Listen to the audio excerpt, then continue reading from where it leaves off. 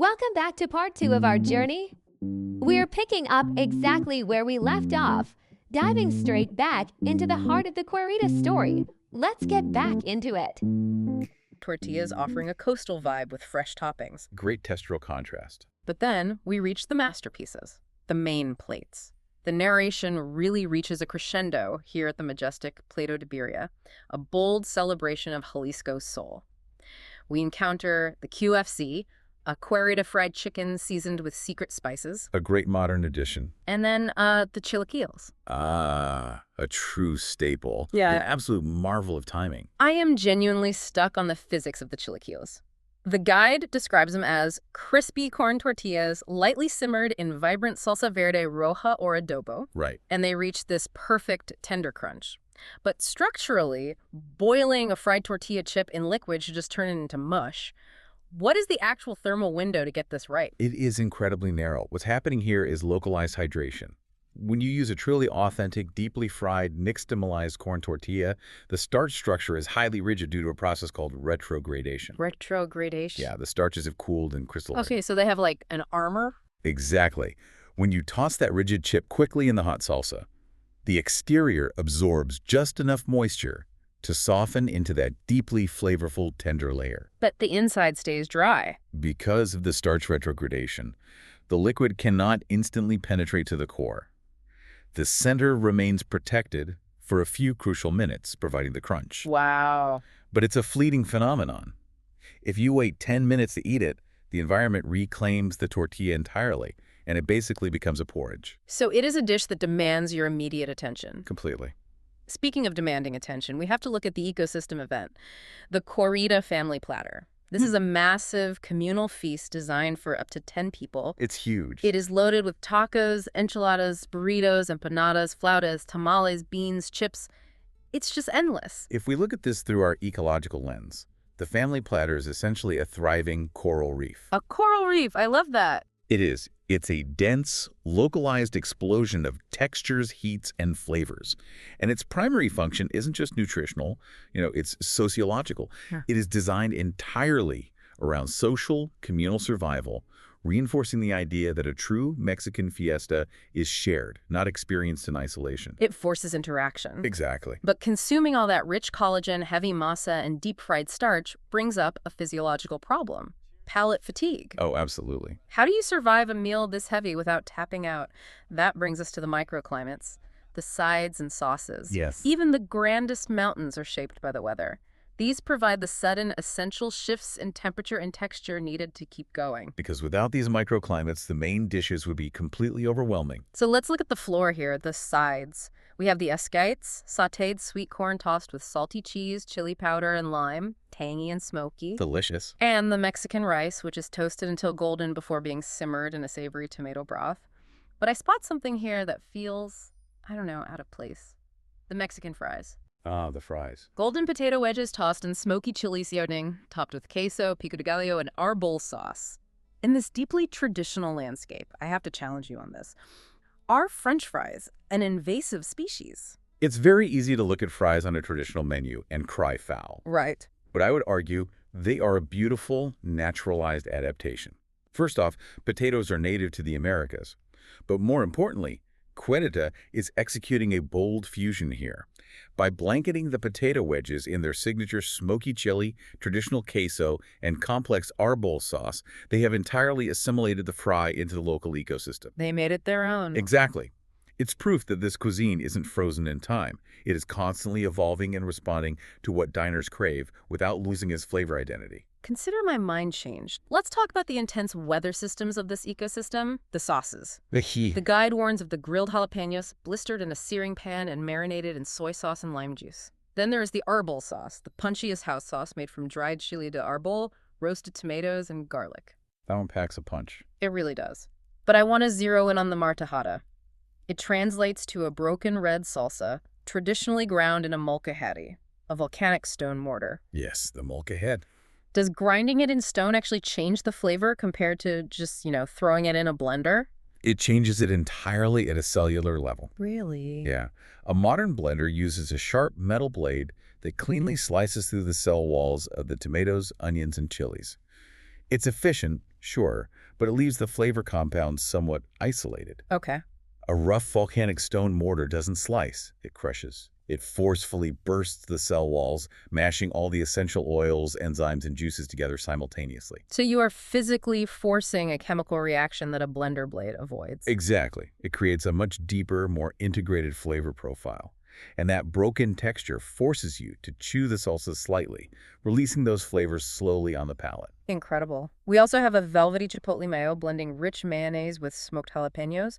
But with all this intense heat, how does the palate survive without burning down? This is where acidic intervention comes into play. Ecosystem balance. Right. You have components like the coriander sour cream, which blends the lactic tang of Mexican-style sour cream with the bright, citrusy punch of fresh cilantro.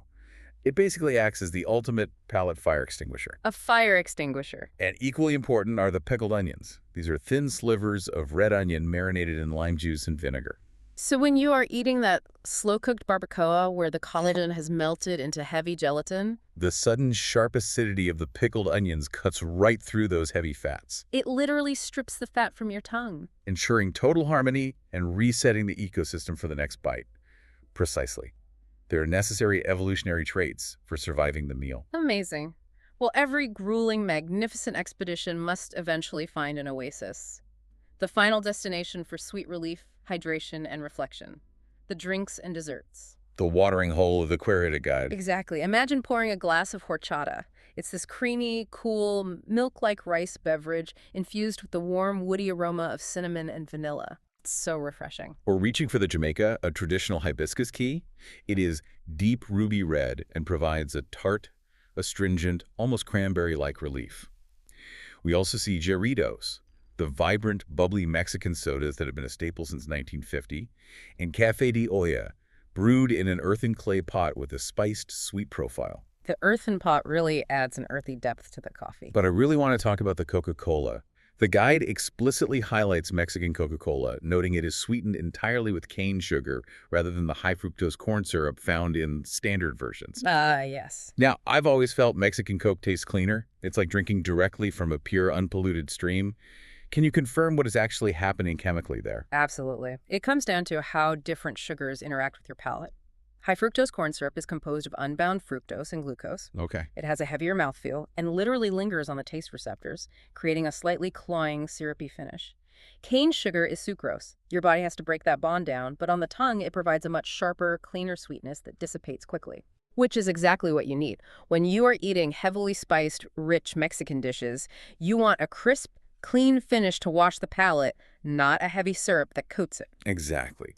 The chemical makeup of the sugar fundamentally changes the refreshment value of the beverage. Speaking of adaptations in the desert, there is a very specific localized phenomenon here, the michelada. This is fascinating. Because Querida is located in Barsha, Dubai, they specialize in a mocktail michelada.